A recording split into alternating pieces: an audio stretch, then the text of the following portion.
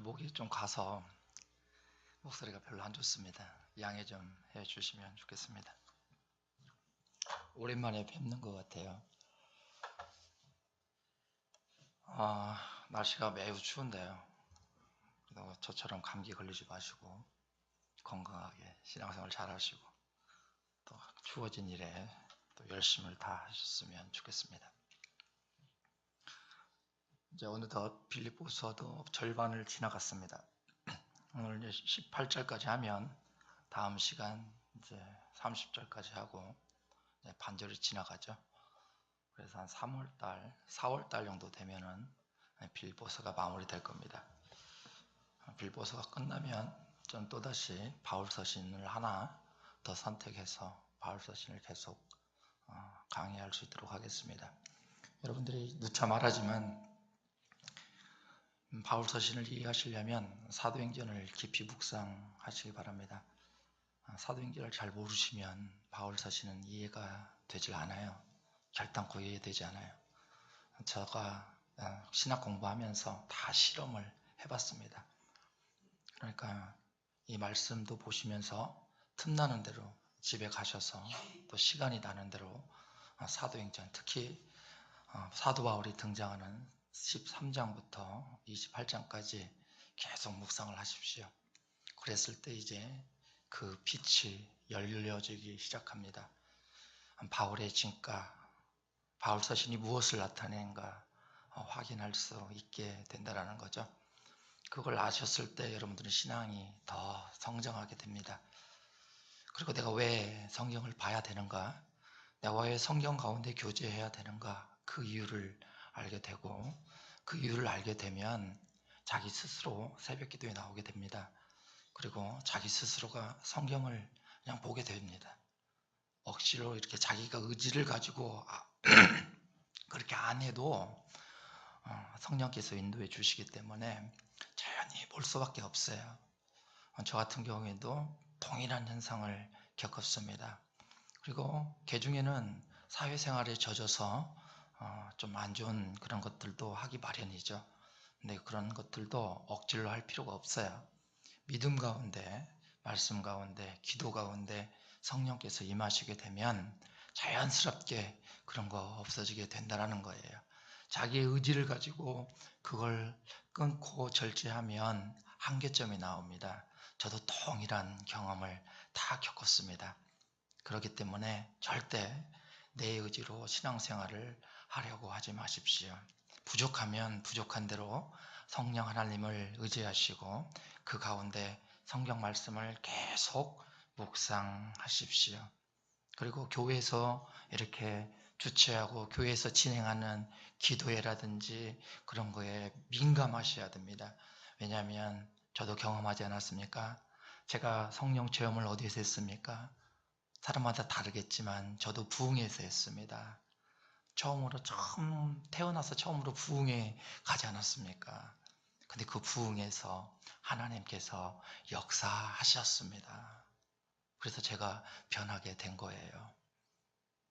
제가 설교를 하는 데 있어서 대부분은 제가 지어낸 내용이 아니에요. 제가 경험하고 제가 지금까지 공부했던 그 내용을 기초로 해서 여러분들에게 예를 들어가고 그걸 증거로 말씀을 선포하고 있는 거예요. 그러니까 이 말씀이 어떤 사람에게는 다가올 수 있어요. 그러나 어떤 사람에게는 그러지 않을 수도 있습니다. 왜냐하면 하나님께서 역사하시는 방법은 다 다릅니다. 자기가 어떻게 성령 체험을 하는지도 하나님께서는 다 다르게 역사하시기 때문에 참조하시는 게 타당하다라는 것입니다. 우리는 저번 시간에 바울의 그리스도의 창가에 대해서 배웠습니다. 저번 말씀은 많이 어려웠습니다.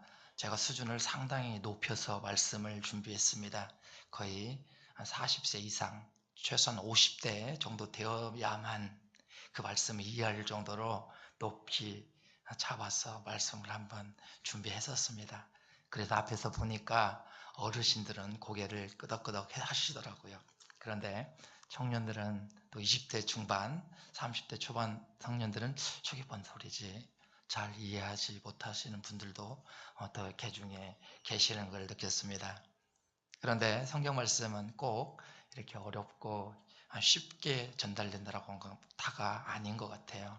때로는 어려운 내용도 접하고 때로는 심오한 내용도 접했을 때 내가 성경 말씀의 진수를 맛보게 될 것입니다. 제가 누차 강조했지만요, 제가 원어 성경을 자주 봐요. 근데 제가 원어 성경을 볼 때도 무슨 생각을 했었냐면, 원어 성경을 보면 우리나라 말로 보지 않고 또 원문에 직접 보기 때문에 무엇인가 새로운 것이 있을 거다라는 기대감이 높았어요. 그리고 내 신앙이 깊이 성장하지 않을까라는 것을 생각을 했었습니다. 근데 막상 제가 원문 성경을 봐도 별다른 진전이 없습니다.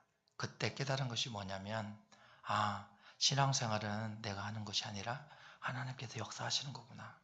하나님께서 인도하시는 거구나. 지식을 통해서 신앙생활 절대 잘하지 않는구나. 그걸 깊이 깨달았어요. 그렇기 때문에 지식도 어느 정도 가지는 것도 중요하지만, 우리 교회에서 지금 세일을 기도하잖아요.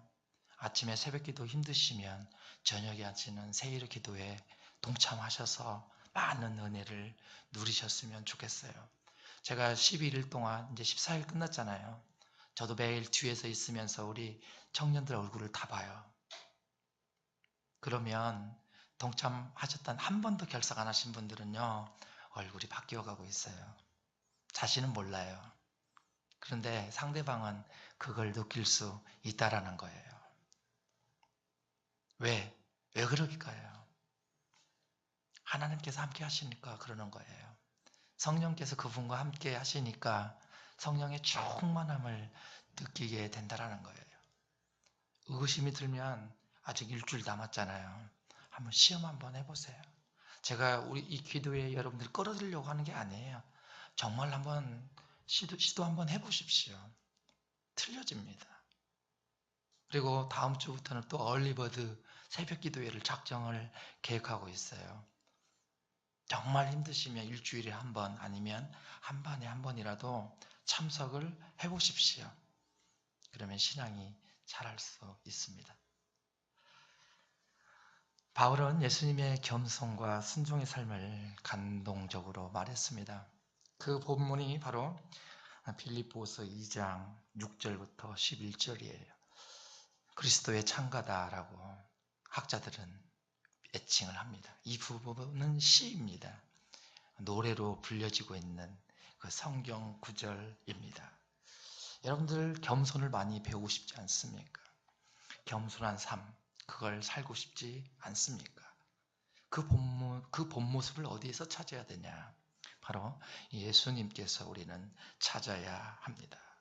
그러면 이 모습을 잘 보십시오. 예수님은 어떤 분이셨습니까? 근본적으로 하나님과 동등한 그런 분이셨습니다. 위치도 동등한 위치에 계셨습니다. 그런데 예수님 스스로가 그 위치를 버리셨습니다. 쉽게 말하면 신적인 권위를 스스로가 싹 버리신 거예요. 얼마나 예수님께서 능력을 많이 가지고 계십니까? 인간과 비교가 되지 않는 능력을 가지고 계십니다. 그런데 그런 능력조차도 예수님께서는 버리셨다라는 것입니다. 여러분 한번 생각을 해보세요.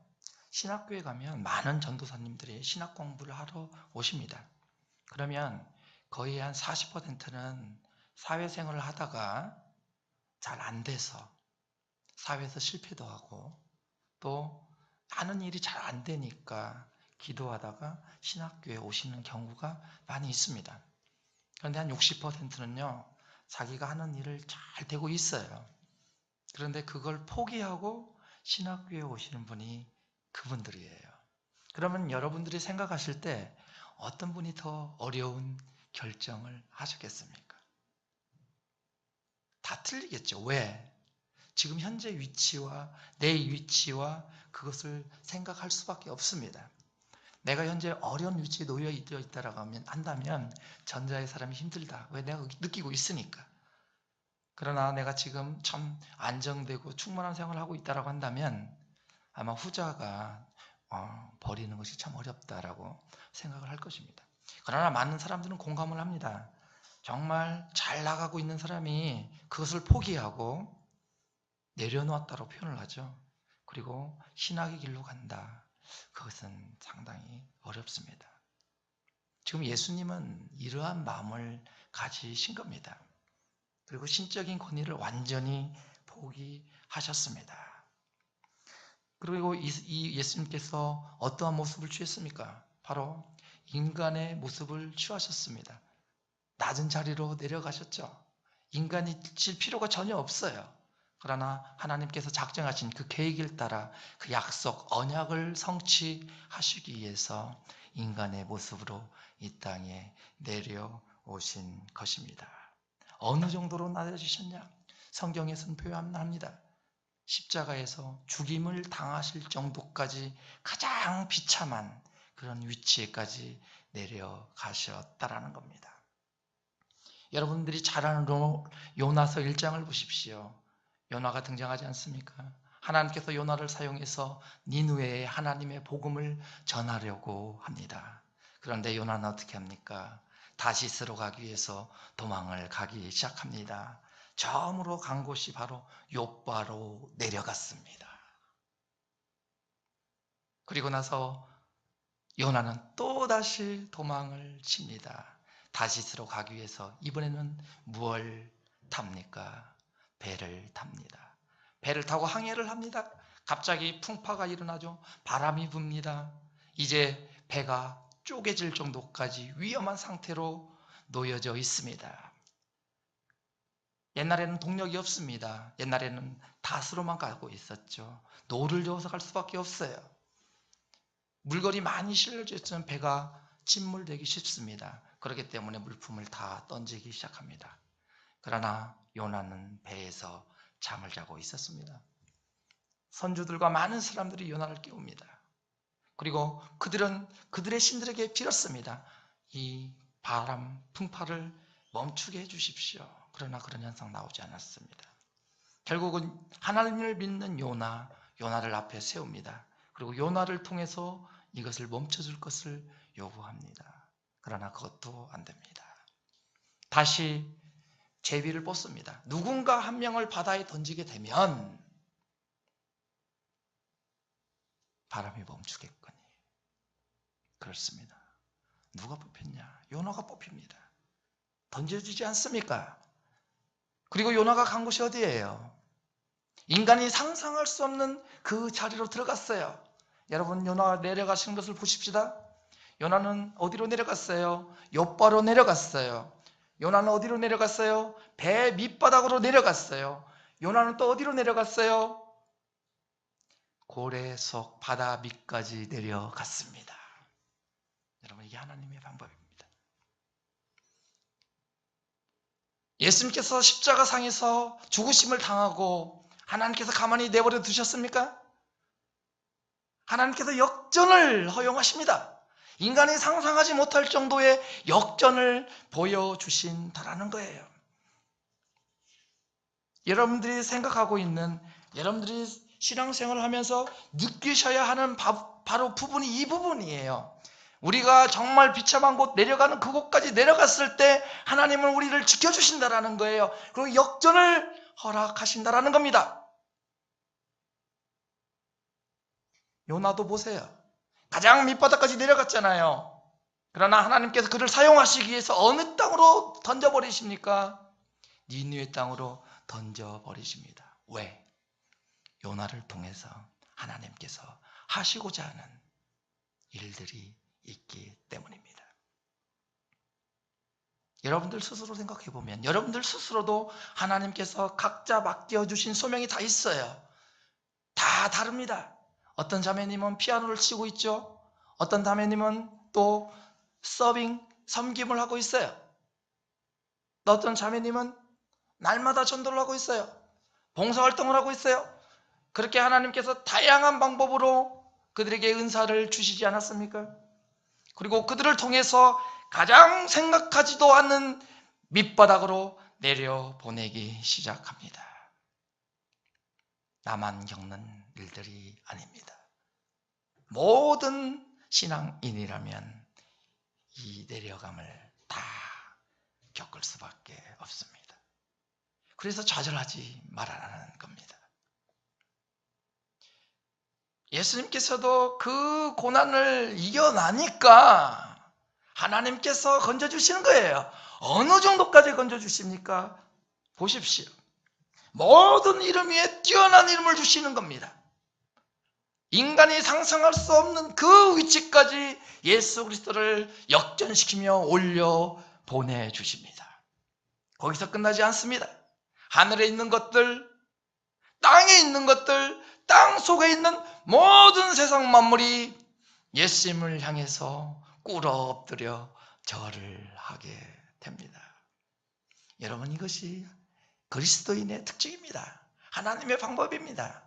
여러분들이 비록 지금 어렵고 힘들고 좌절과 절망과 피곤과 억압 속에 놓여져 있지만 하나님과 동행하고 하나님께서 여러분들의 삶을 회복시켜 준다라고 한다면 주님께서 취하셨던 이 방법보다 더 귀한 방법을 하나님은 허락해 주신다는 거예요. 여러분들이 회복하십시오. 지금 시간이 부족합니까? 어렵습니까? 그래도 인내하십시오. 참으십시오. 바울은 이제 이러한 겸손의 모습을 예수 그리스도를 통해서 증거했습니다. 바울은 자기 혼자만 이 모습을 알기 원하지 않았습니다. 자기가 개척한 그 빌립보 교회 그 모든 성도들에게 이 말씀이 전해지기를 원했습니다. 그리고 그 빌립보 교회의 공동체가 온전히 성립되기를 원하고 있습니다. 12절을 보세요. 같이 읽습니다. 시작.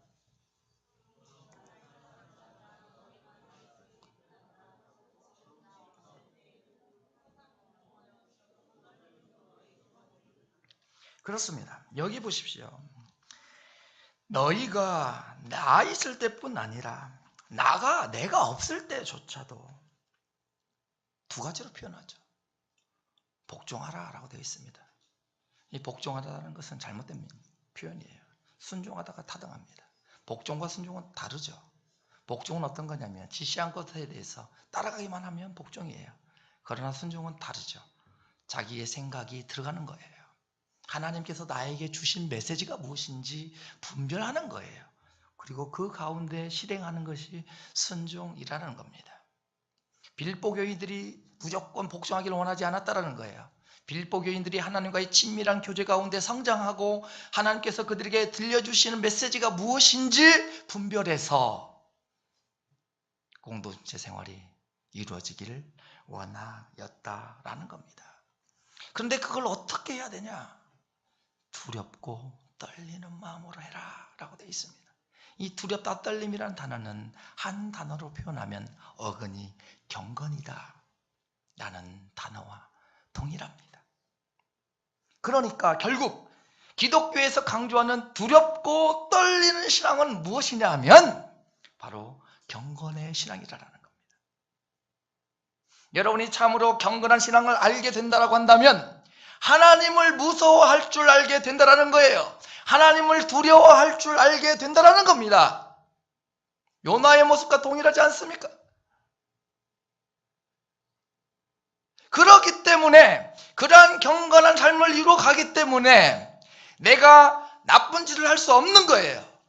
내가 음주를 좋아하지만 음주를 끊을 수밖에 없어요. 내가 담배를 피울 수 있지만 내가 하나님을 두려워할 줄 알기 때문에 스스로가 그 행동을 취할 수 없다라는 겁니다. 이 방법을 여러분들은 찾으셔야 합니다. 그랬을 때 여러분들은 성장할 수 있습니다.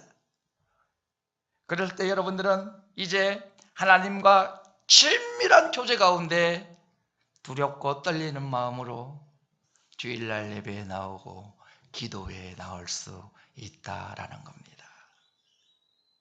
빌립보 교회에 지금 바울은 이것을 요구하고 있습니다. 여러분, 빌립보 교회를 다시 한번 생각해 봅시다. 바울이 유럽으로 건너가서 처음으로 개척한 교회입니다. 빌립보 교회의 1등 공신이 누구냐면 바로 사도 바울입니다. 교회가 세워졌습니다. 그런데 지금 바울이 투옥된 것을 빌립보 교인들은 듣게 됩니다. 빌립보 교회에서 바울에게 편지를 썼습니다. 그런데 그 편지의 내용을 잘 보십시오. 단지 위로하기 위한 편지였겠습니까? 앞장이 잘 보니까 빌립보 교회에 혼돈이 나타나기 시작하죠. 혼란이 야기되기 시작합니다. 한 분파는 바울을 옹호하는 세력이에요. 한 분파는 바울에 대적하는 세력이에요. 그렇기 때문에 그 편지의 내용을 보면 다 격려한 내용으로 이루어지지 않았다라는 것을 우리는 찾을 수 있습니다. 자, 그런데 여기에서 아이러니한 것을 우리는 찾아낼 줄 알아야 합니다. 하나님께서는 이러한 역경 가운데서도, 바울이 옥에 갇혀있는 그 가운데서도 하나님의 일을 역사하고 계신다는 겁니다. 인간의 생각이 완전히 무너지는 거예요.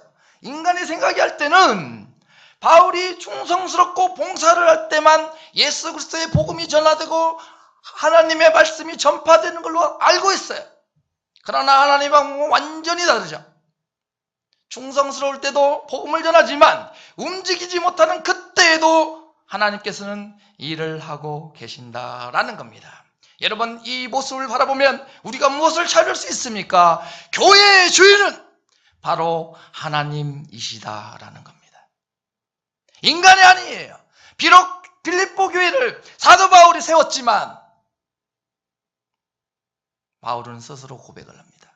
내가 그 교회를 비록 세웠지만 이 교회의 주인은 내가 아니다. 너희가 아니다. 예수 그리스도가 그 교회의 주인이시며 하나님이 그 교회의 주인이시다.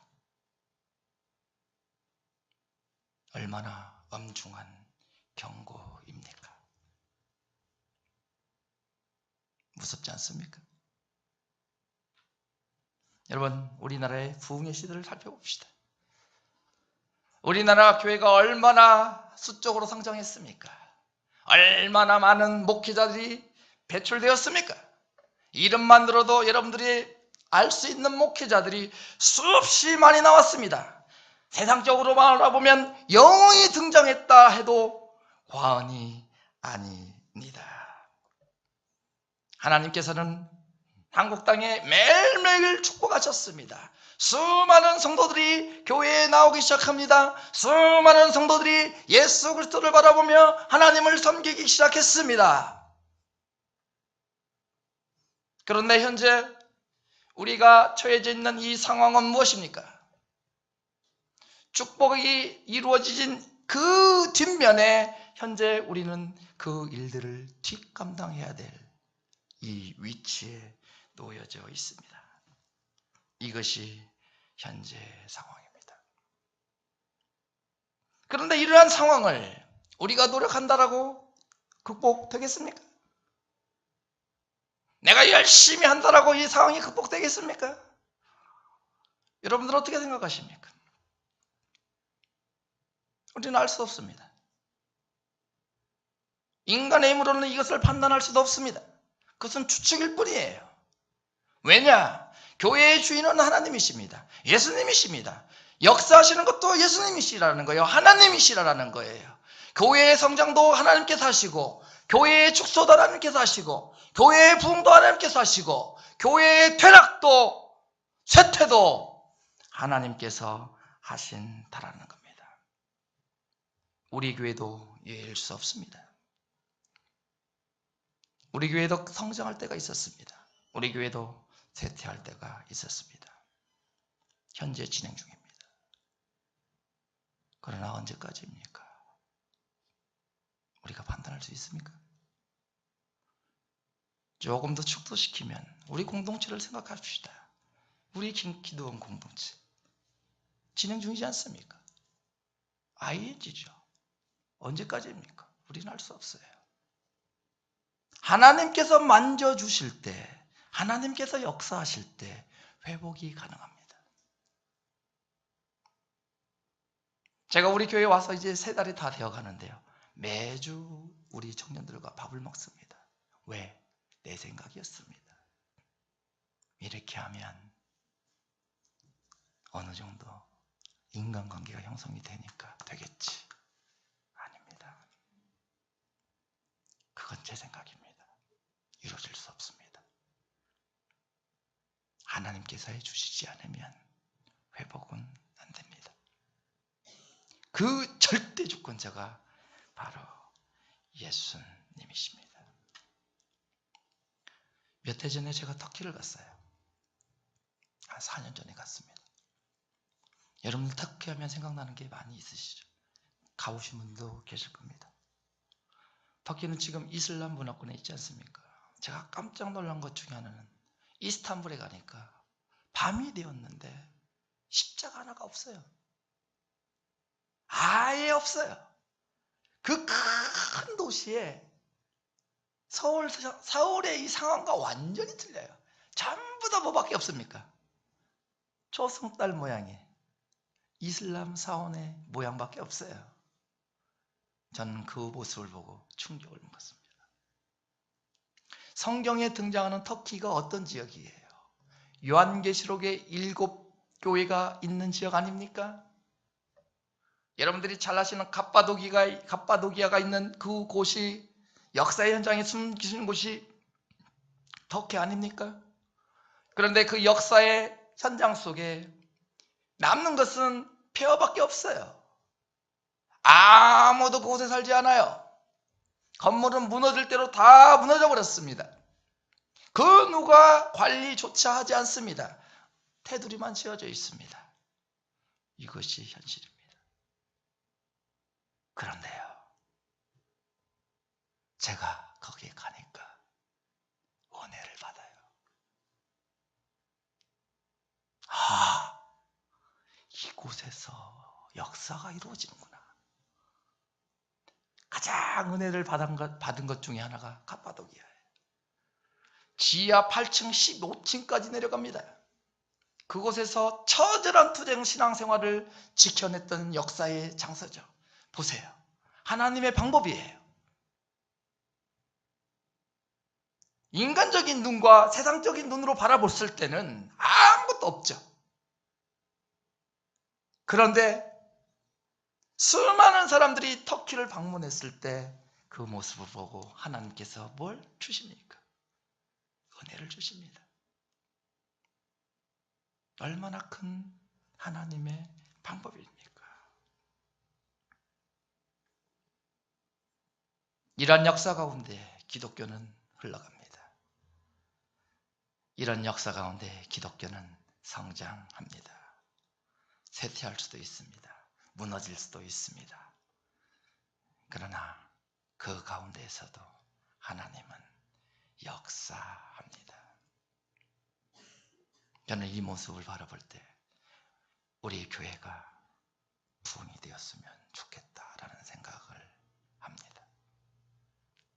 우리 교회가, 우리 월드와이드 교회가 하나님으로부터 선택을 받아서 하나님으로부터 축복을 받아서 더욱더 부흥하고 성장해서 하나님 보시기 아름다운 교회로 이루어졌으면 좋겠다 라는 생각을 합니다. 이 말씀을 듣고 있는 여러분들 어떤 생각이 드십니까? 지난주 어떻게 생활을 하셨습니까? 얼마나 어려우셨습니까? 어떤 분은 시험을 준비하시죠. 어떤 분은 자기 현장 삶 속에서 어려운 생활의 현장 속에서 살아가고 계시지 않습니까? 현재의 모습입니다. 미래에 불투명한 그런 일들로 분주한 분들도 계십니다. 내가 뭘 먹고 살아가지? 내가 앞으로 어떻게 세상을 살아갈까? 잠이 안 오는 분들도 계시죠. 고린도전서 3장 16절을 보십시오. 너희는 하나님의 성전인 것과 하나님의 성령이 너희 안에 계시는 것을 알지 못하느냐. 그렇습니다. 여러분들은 이미 개인 자체가 교회입니다. 그렇기 때문에 하나님께서 그 교회를 성장시킬 수도 있습니다. 하나님께서 그 교회를 쇠퇴시킬 수도 있습니다. 주님께서 여러분들을 성장시킬 수도 있다라는 거예요. 주님께서 주님의 주권으로 여러분들을 쇠퇴시킬 수도 있다는 거예요. 좌절하지 마십시오. 예수님을 바라보십시오. 내가 힘들고 어렵더라도 예수님 낮아지지 않았습니까? 그 낮아짐의 극치가 어디였습니까? 십자가의 죽음 아니었습니까? 여러분들 십자가의 죽음까지 가십니까? 가실 거예요? 저는 그런 분이 있다라고 한다면 존경합니다. 왜? 인간의 힘으로 할 수 없습니다. 성령께서 그분과 동행한 자만이 선교할 수 있기 때문이죠. 저는 그분에게 존경을 표현하고 싶어요. 걱정하지 말라는 거예요. 현실의 삶이 어렵더라 한더라도 하나님께서 나와 함께 계시고 하나님께서 나를 만지고 계시는데 뭐가 두려워요? 만족하십시오. 다른 길을 찾아가십시오. 주님, 그분께 나와서 기도하며 주님을 바라보라는 거예요. 왜 세일의 기도에 나오라는지 아시겠어요? 괜히 나오라는 게 아니에요. 그 가운데서 하나님께서 역사하신다라는 거예요. 내가 알지는 못하는 그 자리에서 주님께서 축복하시고 인도해 주신다라는 겁니다. 주님께서는 교회를, 개인을 일으켜 세우기도 합니다. 한 교회, 큰 대형 교회는 얼마나 큰 걸 감당하십니까? 작은 교회는 작은 걸 감당하죠. 인간이 보기에는 차이가 크죠. 그러나 하나님 보시기에는 다 똑같습니다. 단지 주님께서 사용하시는 역량만 다를 뿐입니다. 이제 사도 바울은요, 이 세상에서 성도들이 그러면 어떻게 살아가야 될까? 공동체에서 어떠한 삶을 살아가야 될까? 말씀을 하기 시작합니다. 14절입니다. 같이 읽습니다. 시작. 그래요. 공동체가 이루어가고 교회가 성장하기 위해서는 바로 첫 번째 나왔던 문구가 원망과 시비가 없이 하라. 이 말씀을 해주고 있습니다. 여러분, 원망이라는 단어는 신약 성경에 자주 등장합니다. 대표적인 본문 하나만 컨택해 보겠습니다. 마태복음 20장입니다. 20장에는 포도원과 품꾼의 비유가 등장합니다. 여러분들 너무나 잘 아시는 내용이죠. 집주인이 품꾼들을 초청하지 않습니까? 아침 9시에 초청하죠. 오전 12시에 초청합니다. 오후 5시에 3시에 초청하죠. 오후 5시에 초청하죠. 그런데 마태복음에는 그들에게 얼마를 주겠다 약속하지 않아요. 되어 있지 않아요. 그런데 돈 주는 방법을 잘 보세요. 5시에 왔던 사람에게 얼마를 주십니까? 1데나리온을 주죠. 1데나리온은 지금으로 말하면 약 7만 원에서 8만 원 정도 됩니다. 하루 품삯이니까요. 그리고 나서 거꾸로 반대로 품삯을 주기 시작해요. 여러분 보세요. 품삯을 계속 주니까 누가 열받아요? 계속 동일한 품삯을 주니까 누가 긴장하고 있어요? 생각해보세요. 누구예요? 9시에 와서 일했던 사람이 긴장하고 있죠. 왜? 나도 얼마 받을까봐. 나도 얼마 받을까봐. 1데나리온 받을까봐. 그리고 그 자리에서 성경에는 원망이라는 단어를 표현합니다.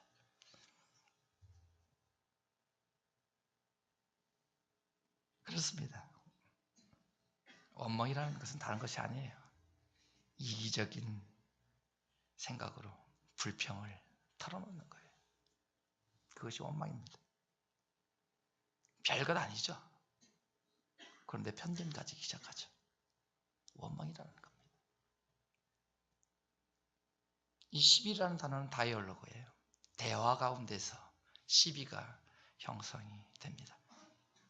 그래서 마음속에서 진행되는 이성의 작용을 통해서 이 시비가 성장이 됩니다. 원망과 시비 한번 좋은 예를 한번 들어볼게요. 한번 생각을 한번 해보십시오. 여러분들의 과거를 한번 되하려 보십시오. 누구나 다 어렸을 때 일들이 있습니다. 어렸을 때 많이 좋아했던 것 중에 하나가 만화, 영화죠. 그렇죠? 안 좋아했습니까? 안 좋아했어요? 좋아하지 않았어요? 저 어렸을 때는 로보트 태권보이가 그렇게 좋았는데, 그레이트 마징가, 마징가 제트. 그렇지 않아요? 그렇죠. 근데 요즘은 그 청년들도 좋아하시는 것 같아요. 만화 영화. 어떤 종류의 만화 영화를 좋아하세요? 웃으시는 분이 많이 있어요. 좋아하는 것 같아요. 그런데요, 그 어린이들을 회상 한번 해보면, 어린이들이 죽으라고 만화에 집중하고 있어요. 초등생들이. 그걸 누가 봐요? 집에 가면 누가 봐요? 꼭 부모님이 보죠. 그럼 부모님이 그 어린이들에게 뭐라고 합니까? 이놈의 자식, 만화 좀 보면 봐! 뭐 좀 하라고? 공부 좀 하라고. 자기는 했습니까? 예? 부모님 어렸을 때 공부했을 것 같아요? 웃으시는 거 보면 똑같아요. 반복이죠, 반복. 그러면 학생들이 뭐라 그래요? 오늘 토요일이잖아. 하루만 쉽게. 내가 맨날 영화 보나? 맨날 만화 보나? 어쩌다 한번 보는 거 가지고. 왜 이렇게 말이야 날 못 살게 굴어? 토요일 날 쉬는 날 아니야. 하루만 쉽게. 근데 어머님은 또 어떻게 해요? 방으로 쫓아버리죠. 그러면 자기의 의지와 상관없이 어떻게 해? 강압적인 방법으로 아들을 어떻게 됩니까? 쫓겨나죠. 그리고 그 자리에서 뭘 하기 시작합니까? 여러분들 다 해보지 않았어요? 부모님에 대한 원망을 드러내요. 불평, 불만, 원망을 표현하지 않습니까? 그게 원망이에요. 시비가 생기기 시작하죠. 웃자고 하는 소리였지만 이런 것이 어디에서 싹트기 시작하냐면 공동체에서 싹트기 시작한다는 거예요. 보이지 않는 그 자리에서 원망과 시비로 주변 환경을 싹둘이 바꿔가 버린다는 겁니다. 지금 바울은 이걸 걱정하고 있어요. 그리고 원망과 시비가 그 자리에서 없어지기를 원하기 시작한다라는 겁니다. 빌립보서는 계속 강조하지만 공동체를 위한 책이에요. 그렇기 때문에 이제 우리는 공동체의 관점을 두셔야 합니다. 여러분, 모세 출애굽을 생각해 보십시오. 모세가 애굽 땅에서 이스라엘 백성들을 어떻게 해요? 끄집어내잖아요. 자, 그런데 이스라엘 백성들이 어떻게 됩니까? 시간이 지나니까 뭐가 없어지기 시작하냐면 먹을 것이 없어지기 시작하죠. 물이 없어지기 시작하죠. 애굽 땅에 있을 때는 그렇게 탈출하기를 원했습니다. 그러나 막상 탈출하고 보니까 자기 유익에 되지 않고 자기의 해로운 것들이 오니까 어떻게 돼요? 누구를 원망하기 시작해요? 모세를 원망하기 시작하죠. 아론을 원망하기 시작합니다. 그리고 우상을 섬기고 애굽 땅을 더 그리워하기 시작한다는 겁니다. 그렇습니다. 여러분, 원망과 시비가 나오기 시작하면 가장 먼저 원망하기 시작하는 사람이 누구예요? 리더예요. 성경에서 증명해 주잖아요. 그 리더가 똑바로 안 하니까 우리 공동체가 이렇게 되고 있는 거야. 바울이 옥에 갇혀 있으니까 바울이 잘못해서 옥에 갇혀 있다. 그 리더자를 계속 불평불만으로 끌어가고 있는 겁니다.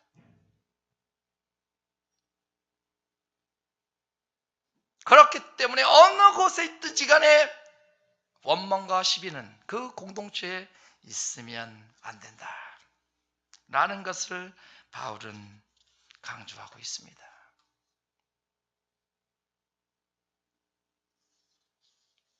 왜? 15절을 보십시오. 왜냐하면 너희가 흠이 없고 어떻게 하기 위해서 순전하게 살아가고 거스르는 세대 가운데 어려운 세대죠. 현 시대입니다. 타락 일삼는 이 시대. 이 시대에서 하나님의 흠 없는 자녀로 어떻게 살기 위해서 빛 가운데 살도록. 그래서 원망과 시비가 없어야 된다 라고 말씀을 합니다. 세일을 기도회 하면서 요즘 담임 목사님께서 계속 말씀을 선포하시는 책이 어디냐면 다니엘서죠. 다니엘서를 보고 이 말씀을 한번 헤아려 볼게요. 다니엘이 어떤 사람입니까? 다니엘은 바벨론의 시대에 살았던, 바벨론의 왕궁에 살았던 사람이 아닙니까? 그는 정말 순전한 사람이었습니다. 성경에 그대로 표현하고 있습니다. 누가 질투를 하기 시작합니까? 바벨론의 고관들이 질투하기 시작합니다. 그리고 그를 고소하기 위해서 전략을 세우죠.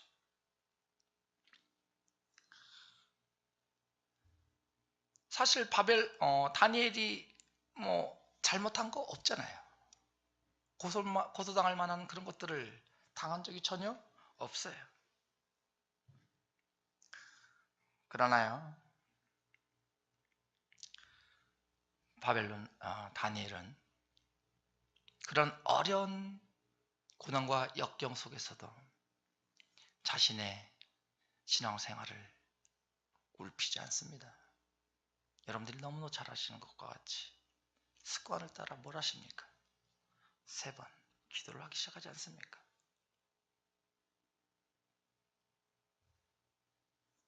하나님께 감사의 기도를 드렸습니다. 자신을 감추지 않습니다. 왜? 감출 필요가 없죠. 오늘 본문 보세요. 하나님께서 선택하시니까 어두운 세상 가운데 무엇이 되도록 하기 위해서? 빛이 되도록 하기 위해서 그러는 거예요. 다니엘을 빛입니다. 이제 누가 해야 되겠습니까? 나를 포함한 여러분들이 이 세대에서 빛으로 살아가야 합니다. 제가 누차 말씀드리지 않았습니까? 현재 기독교 인구 얼마야? 450만이에요. 15년 뒤에 얼마요? 800만. 그러면 15년 후엔 또 얼마 될까요? 수치상으로 내려오지 않습니까? 어떻게 해야 되겠습니까? 걱정하지 마십시오. 하나님께서 하십니다. 하나님께서 숨겨놓으십니다. 중요한 것은 이 세대 가운데 내가 순전한 삶으로 주님께서 원하시는 빛으로 살아가는 게 무엇보다 중요하다라는 겁니다. 이제 바울은 내가 어떻게 살아가고 내 모습을 빌보 교인들이 어떻게 본받아야 될지 한 단계 더 나아가기 시작합니다. 왜 바울이 이러한 삶을 살아가는가? 그 말씀이 16절입니다. 같이 읽습니다. 시작.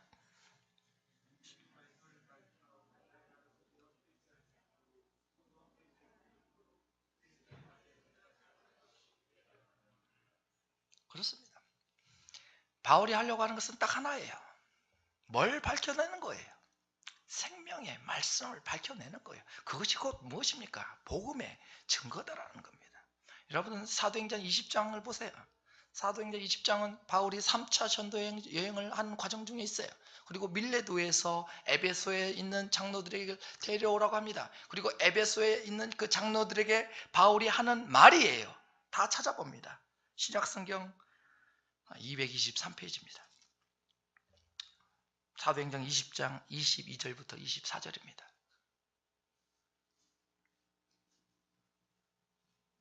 같이 읽습니다. 시작. 보라, 이제 나는 성령에 매여 예루살렘으로 가는데 거기서 무슨 일을 당할는지 알지 못하니라. 오직 성령이 내게 증언하여 결박과 환난이 나를 기다린다 하니 내가 달려갈 길과 주 예수께 받은 사명 곧 하나님의 은혜에 복음을 증언한 일을 마치려 하면 나의 생명조차 조금 더 귀한 것으로 여기지 아니하노라. 그렇습니다. 바울의 관심은 복음 증거입니다.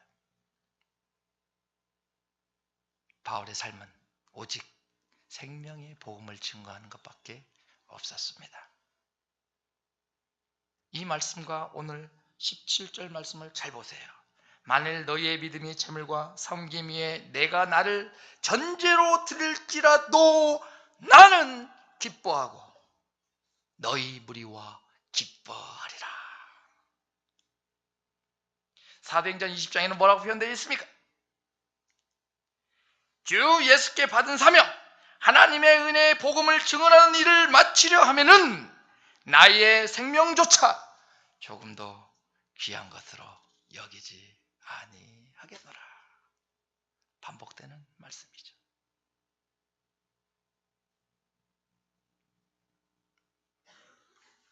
여러분들은 오늘 이 말씀을 듣고 어떠한 생각이 드십니까? 내 신앙생활에서 어떠한 도전을 가지고 하나님과 동행하시겠습니까? 내 비록 어렵고 내 비록 좌절과 핍박과 억압이 나를 감싸안고 있지만 바울이 갔던 그 길, 하나님의 생명의 복음을 전하는 그 길, 어두운 세상 가운데 주님께서 원하시는 그 빛, 그 중심은 누구이십니까? 예수 그리스도이십니다. 이게 인정될 때 바울의 기쁨, 빌립보 교회의 기쁨, 기도원의 기쁨, 월드와이드 교회의 기쁨이 있게 됩니다. 오늘 말씀을 마치겠는데요. 한 3분 정도 기도하는 시간 갖도록 하겠습니다.